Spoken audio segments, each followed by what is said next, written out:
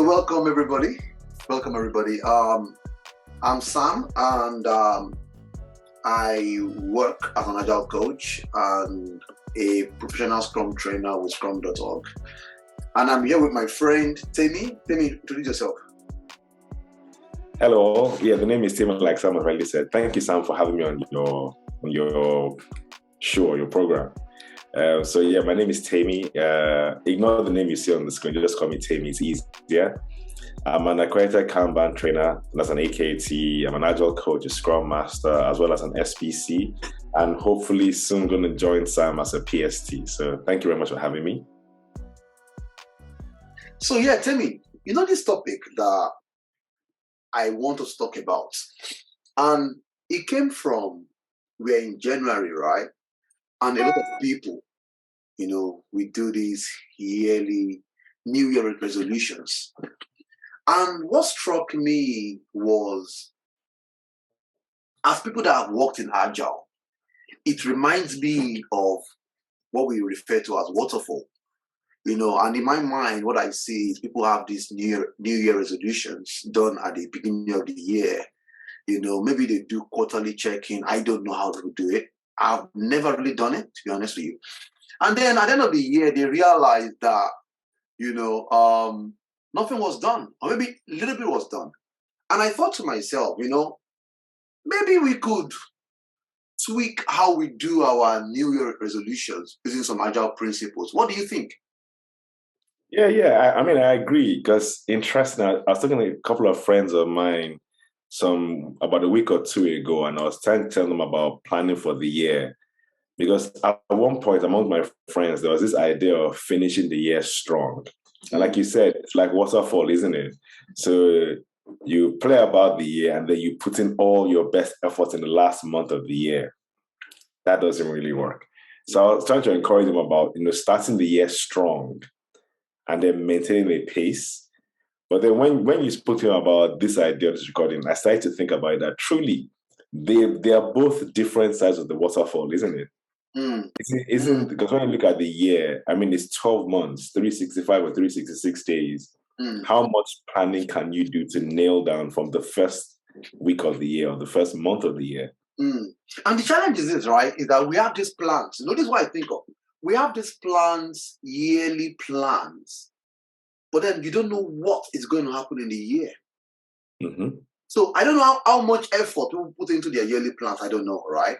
But you have this upfront planning, and then things could happen. People could lose their jobs, have babies, COVID, So it's kind of interesting that how can we really approach the new year is a good time to reflect on. It's a good marker, like a stop and start to say, it's a new season. What can I do differently? Reflect on what you've done last year.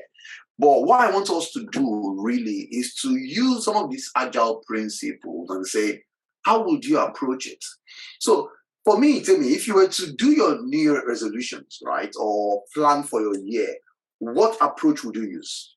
Using Agile principles. Let's try. And why? Wow, very interesting. Okay, there's something you touched on us that really got me thinking. So you mentioned the fact that the new year is a good time to reflect. And in the world of Kanban, we may refer to that as a punctuation point. In other words, because of the fact that the year turns, an opportunity where people are usually more relaxed to think about what's the next thing to do, or what's the bigger plan for the year. So it's a really good inflection point or punctuation point. So if it was inflection point, right? Or in Kanban, we call it punctuation point. Okay. But I just added the inflection point at this point because I was thinking about, you thinking about the year and your plans. So basically, if I was to do it in an Agile sense, I think I would look at Scrum and look at the product goal. So in other words, look at the year and say, this is what I want to be at the year, and maybe break it down. Like how you have parallel running goals, but they all come up to something. So maybe my product goal could be, I want to, be this at this level. I've earned this amount, well, I've done this amount of work, blah, blah, blah. Make that a product goal. Then like in Scrum, your sprint goals culminates into your product goal, right? Then I would then break it down into chunks and then have them as intermittent sprint goals. Now, there's something you said earlier. You mentioned the fact that it's like waterfall.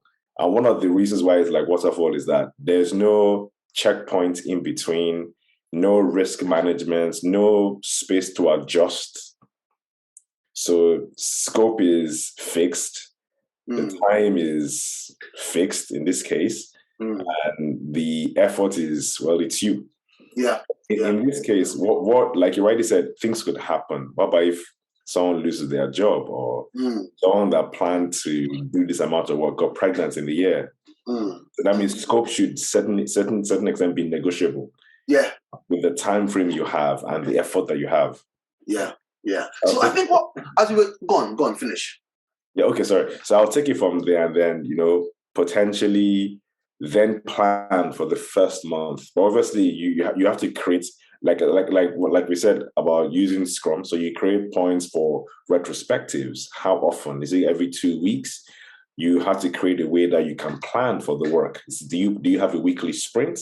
Do you have a daily sprint? Do you have a monthly sprint or bi-weekly sprint? And that way you're able to plot yourself. And then you also, you look at what did you plan for the month or for your sprint as an indicator of how realistic your product goal is.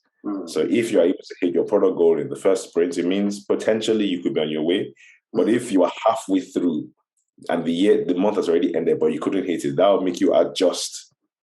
So you have a realistic, attainment at the end of the year, as opposed to, oh, my year was horrible because I didn't achieve A, B, C, because we had this waterfall plan that was somehow going to manifest itself. Yeah, that's my approach. Yeah, actually, I like what you said, and what I hear from you is you almost have to have a clear outcome.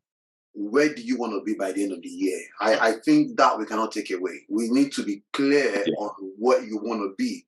What is that future state? I want to lose 10 kg. I need to. What else? I want to become a PST. I want to be the best graphic designer, in my state or globally. Whatever it is you want to do. And I think it's also very important to not put too much in your outcomes bucket. There's something about focusing on few things and doing it well. Right? And oftentimes you would have conflicting priorities. So I think personally, people should be sitting and saying, okay, for those outcomes I would like to do, what can I realistically get done? But the truth is you only need to improve on one thing and that could change your whole life. Yes. Right? So focusing on fewer things as outcomes for those years will be good. So that I'm not talking about I want to go to the gym. I want to go to the gym 5 times a week is not an outcome. That's an activity that you have to do. So I think when people are trying to frame their yearly new resolutions, they focus on the activity they are going to do without thinking about the why. So I think for me, we start with the why, the outcomes for that year. What are the things that you want to achieve? The change in behavior that you want to see by the end of the year. What do you think? Well, that's what you said is really powerful there. First things first, very important, have a clear outcome. And when you were saying, there's something that struck my mind. When you talk about, having something manageable. Now, there's this mathematical equation. If you multiply 1 to the raised to the power 365, the answer is 1. 1.01 raised to the power 365, the answer is 37.7. So that 0.1 increased the end result by 37.7 times. It just shows you how powerful that little thing is. And like you rightly said, one powerful thing that I said as well was, going to the gym is not the goal. 10 kilos I want to lose. So in other words, being able to separate the vision, the goal, and the daily plan that leads you to achieving the goal. Yes. That is instrumental. Yes. So I think that's actually very interesting. And I think talking about weight, because January is when people talk about, they want to lose weight or be fitter. I think also making your outcome exciting, thinking about, maybe you have some dresses or shoes or clothes that you think, you're going to buy because it looks better on you. That could be your outcome, So I think that's very interesting. So once the outcome is done, I now think it's now about thinking, what are the incremental steps that you can take to that outcome? And that's where you can break this down by quarter or by month if you want. Which is, I want to be fitter by end of the year. Now, sitting down with yourself and say, where can I be end of the first month? Where can I be end of the first quarter? I think is a structure that might work for you, for people, which, and I'm thinking about, say, sprints here. As you said, the product goal. The product goal is a fitter Sam, maybe slimmer Sam, And then in the first month, I want to lose 2 kg in the first month. I want to lose 5 kg in the first month. That could be the only thing I'm going to do. Yes. Right? And once I have that, what I would like to do next is, what do I have to do every week to get there? Yeah. See, for me, that's how it cascades down from your yearly outcomes to your monthly, say, objectives, and to the activities that I have to do on a daily basis, on a weekly basis to get me to that outcome. What are your thoughts? Yeah. Very, very correct and very true. Because, in the end, when you look at it, if, like, a friend of mine says to me when I was in university, if you want to control your year, control your month. If you want to control your month, control your week. If you want to control your week, control your day. So if you're able to break it down to, as I wake up today, I have this goal for the year. What am I going to do today? I don't have to do every single thing today. But what is that incremental thing I will do today that will move me closer to the goal? Like I tell myself something. Do things that your future self, or like you rightly said, the product goal, the future state, would look back and say, thanks for keeping on with that thing you did.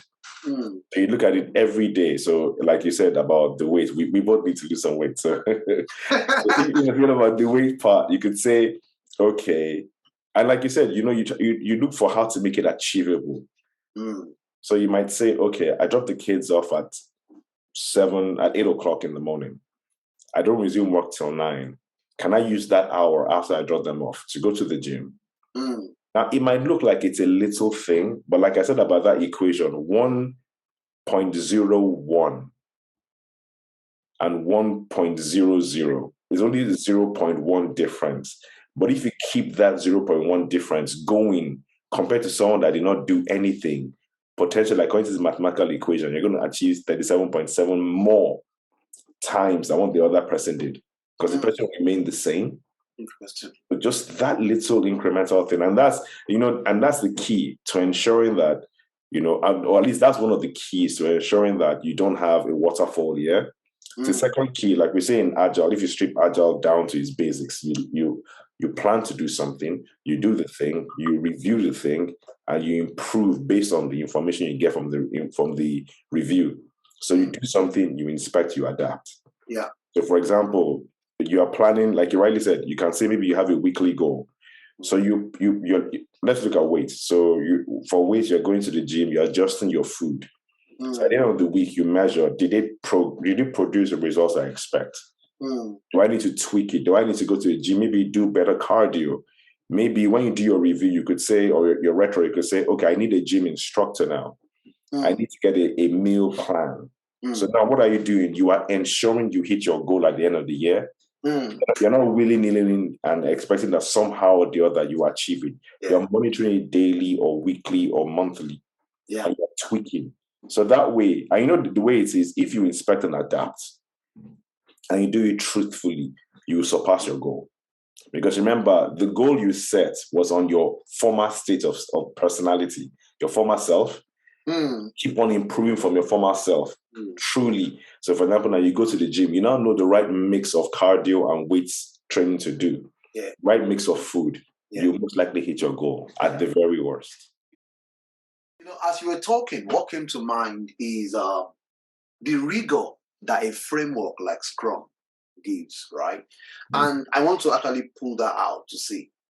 We talk about sprints. We said a sprint could be a monthly, and I don't want to use weight too much. Let's think about career, right? You want to change your career and move 3 level up. Okay. What do I have to do monthly to get me there? What do I have to do quarterly to get me there?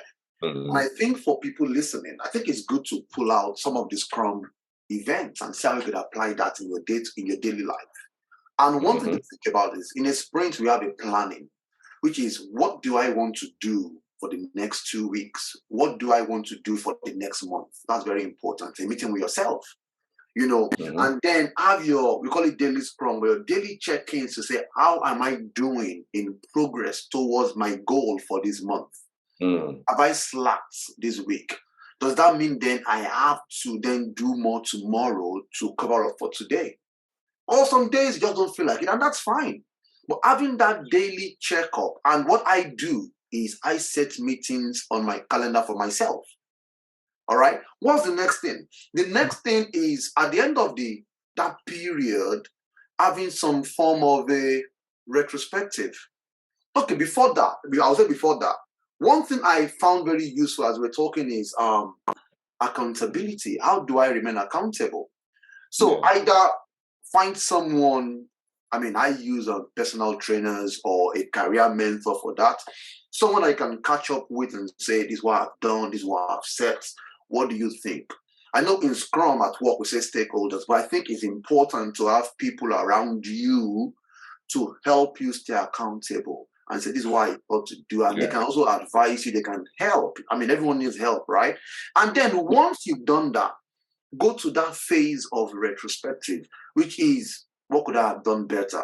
You've got input from yourself, you've got input from your mentor, from your personal trainer, and you take that into your next period and say, what can I do better? How does that sound to you?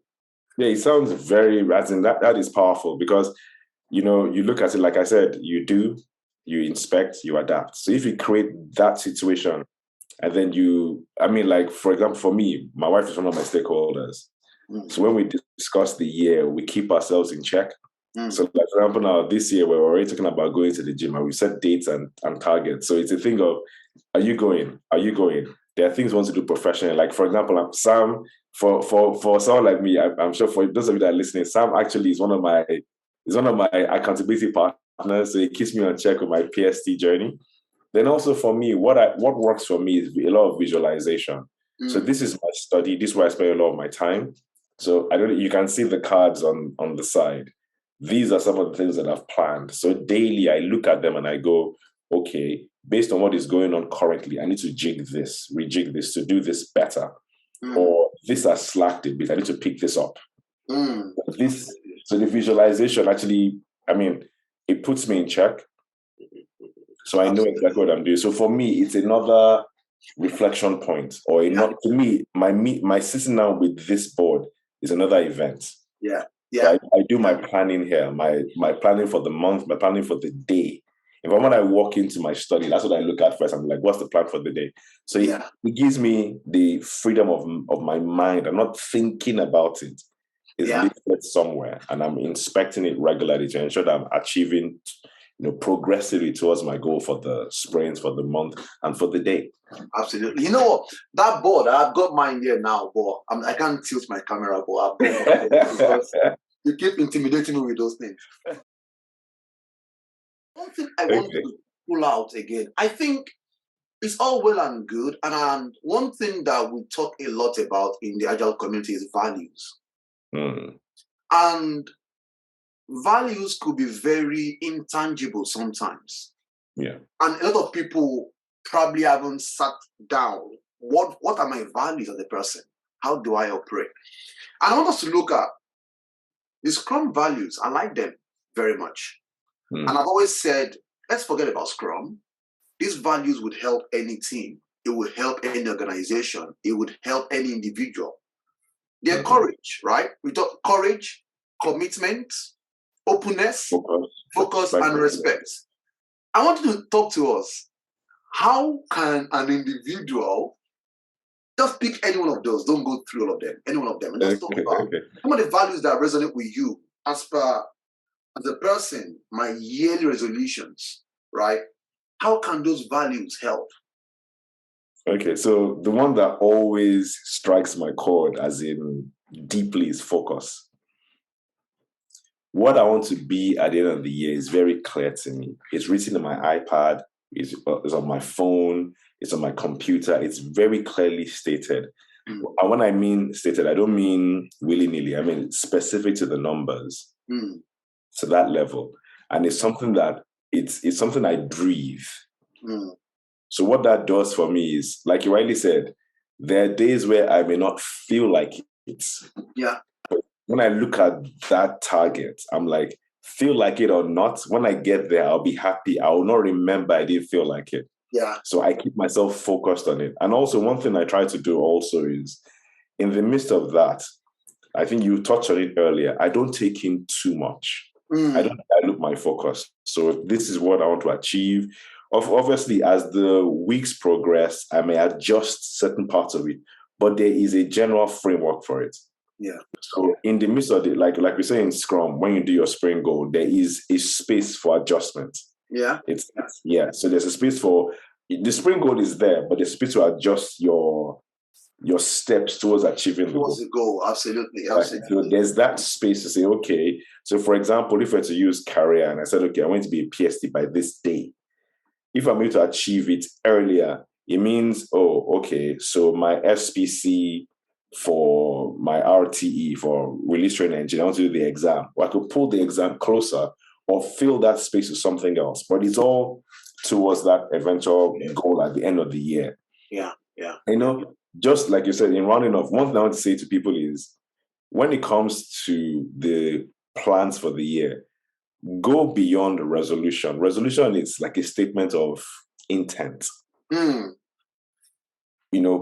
Like they always say, a dream without a plan is a vision without a plan is still a dream. It's something you do while you're sleeping, if you get the idea. Yeah. But if you start to break it down to steps, and then, like Sam rightly said, have fun in the steps. You see, if you're able to do it in steps, a journey of 1,000 miles begins with the first step, but that's the most important step.